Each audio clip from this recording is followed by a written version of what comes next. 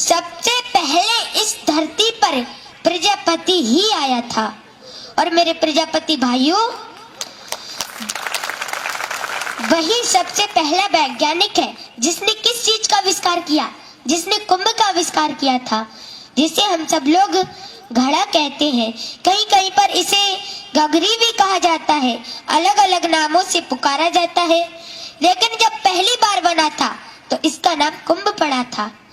हरिद्वार से 6 किलोमीटर दक्षिण की ओर जो कभी राजा दक्ष की राजधानी का नगर था, जो आज भी गलखंड के नाम से जाना जाता है, जहाँ कुंभ पर्वी पड़ती है, ये भी कुंभ से ही शुरू हुई थी। और गनखल के रहने वाले एक प्रजापति को भगवान विष्णु ने अपना चक्र दिया था, जिसका उसने अपना चाक बनाया था। और भगवान शंकर ने अपना त्रिशूल, अपनी पिंडी दी थी। पिंडी पर उस चक्र को रखा था और त्रिशूल से उसे घुमाया था। और मेरे प्रजापति भाइयों, भगवान ब्रह्मा ने अपनी जनेऊ और अपना जल का भरा कमंडल दिया। कमंडल में जो जल था उससे मिट्टी को गीला किया और उस जनेऊ से कुंभ को काटा था। भगवान विष्णु ने उस प्रजापति से कहा, जाओ तुम अपना काम शुरू करो। तो उसने पहले ही बार में इतना सुंदर कुंभ बनाया, इतना सुंदर घड़ा बनाया कि भगवान उसे देख कर के खुश हो गए।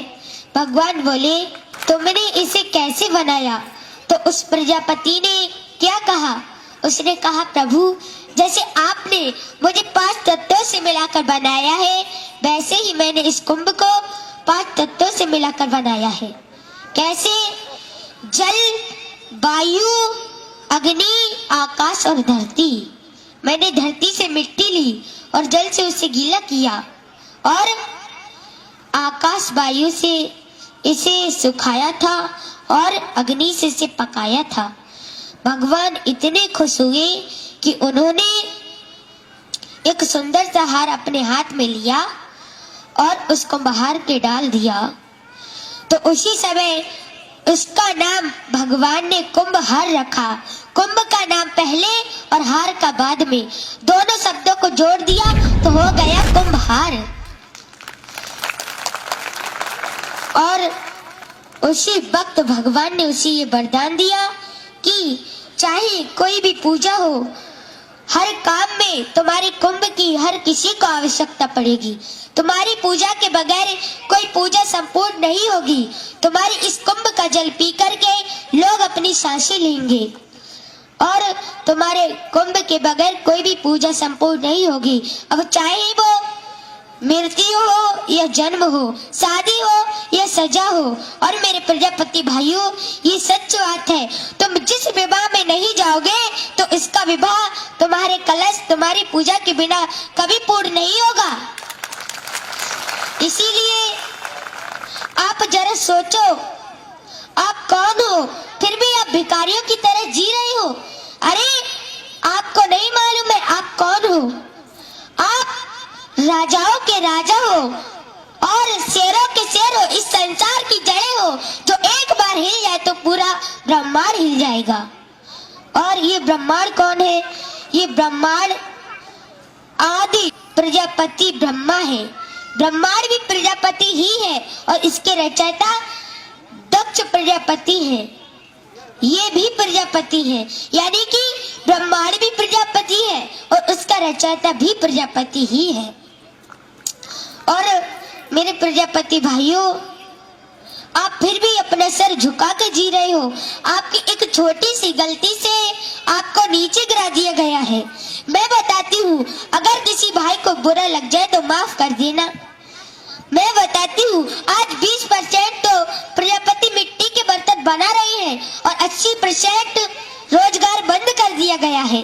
किसने किया है? फाइबर, प्लास्टिक, स्टील, लोहा ने। मेरे कहने का मतलब ये है कि किसी दूसरे के ऊपर निर्भय होकर मत जियो। अरे लोग तुम्हें नजरों में नीचा गिरा रहे हैं, इन्हें दिखा दो तुम कौन हो, तुम क्या हो। जाओगे। जब तक कोई अन्य जाति वाला तुम्हारे पास कुछ वस्तु लेने ना आए तब तक तुम उसे कुछ मत दो। और तुम्हारी जरूरत तो हर किसी को पड़ती है। कैसे? जब दीपावली का त्योहार आता है तो उस पर दियों की जरूरत पड़ती है, चिरागों की जरूरत पड़ती है, और जन्म होने पर कलश की जरूरत पड़ती है, मृत्यु होने पर कलश की जरूरत पड़ती है।